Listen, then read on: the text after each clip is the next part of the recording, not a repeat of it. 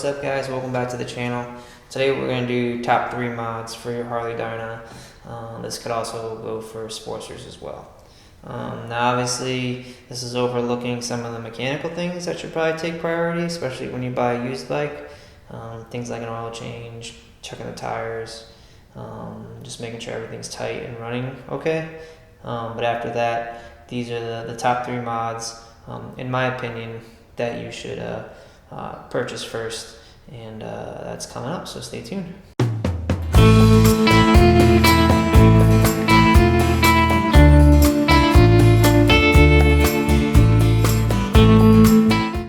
So number 1 is going to be the headlight. I recommend going with a Daymaker style headlight like this. Now obviously I don't recommend buying the Harley 5 3/4 Daymaker. I think it's like $400. I don't have personal experience with it, but I know that this $120 offering and I believe the $30 offering, like on Amazon and things like that, work probably just as well. So it's going to give off a lot more light than the stock Dyna and Sportster headlights, as they're a little hazy and they generally just have a dim light. So this light right here, I'm going to kick it on for a second.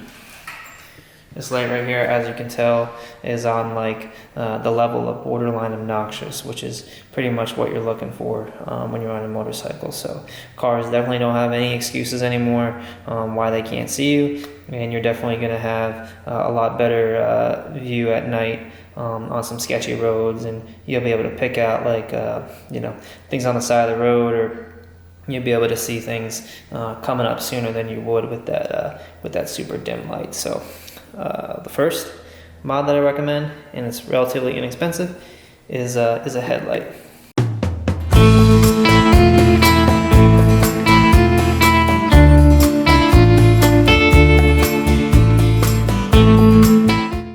So the second mod that I recommend is going to be a seat. Now most seats from the factory for Harley, for some reason, have too much cushion, and they don't really fit the profile of the bike as well as like these aftermarket options, in my opinion.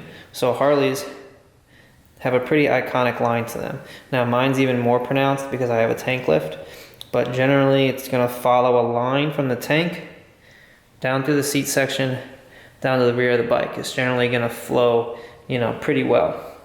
Now with the aftermarket options, that's going to kind of fit that profile a lot better. There's going to be a lot less cushion, so you're going to actually sit into the bike, and that's going to help when you like roll on the throttle and things like that. It's going to plant you better, and you're generally going to be riding more in the bike than on top of the bike. So it's going to give you more control, and it's just better, better aesthetics in my opinion. So option number 2 is a seat.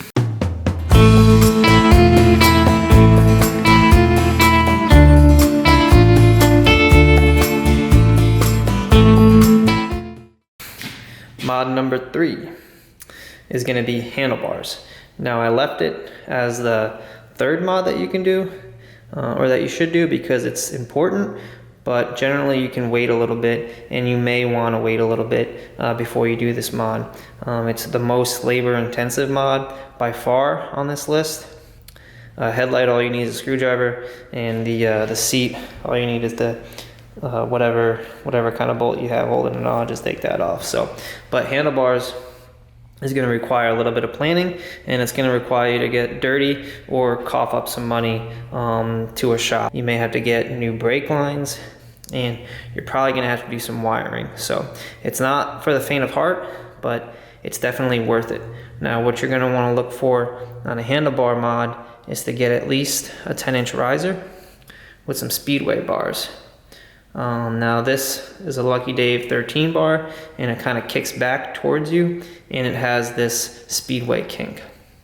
And what that does is you get your hands above where like you'd normally be for like a set of like buckhorn bars or something like that in a stock Dyna, and it just generally gives you more control, and it's generally regarded as a more aesthetically appealing. So definitely the third mod you should take care of is handlebars. That's pretty much it. Just top 3 mods that I would take care of first. Obviously, it's not gospel. You may disagree, or you may have done something different with your bike, and let me know down in the comments below your opinions on that. But generally, headlight's gonna help you see better. That's obviously a good thing. Pretty painless to install.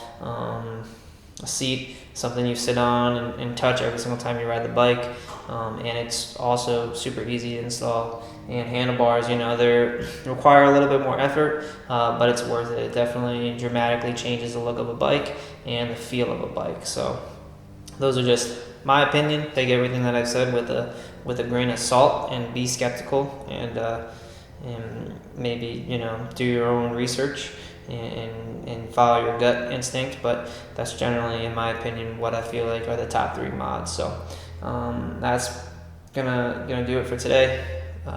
Catch you guys on the next one. Stay tuned. We have like the Dyna build series that's gonna come out pretty sharp, and I don't know, maybe I'll do some reviews or something. Maybe I'll buy I don't know, maybe I'll just go dumb and buy a 2020 lowrider ass to get some views up. I don't know, man, we'll see. But yeah, keep moving forward. Progress is the name of the game. Trying to do some better editing, trying to just branch out, get some better ideas, and keep the creativity up and the tempo up a little bit. So hope you enjoyed it, and thanks for watching.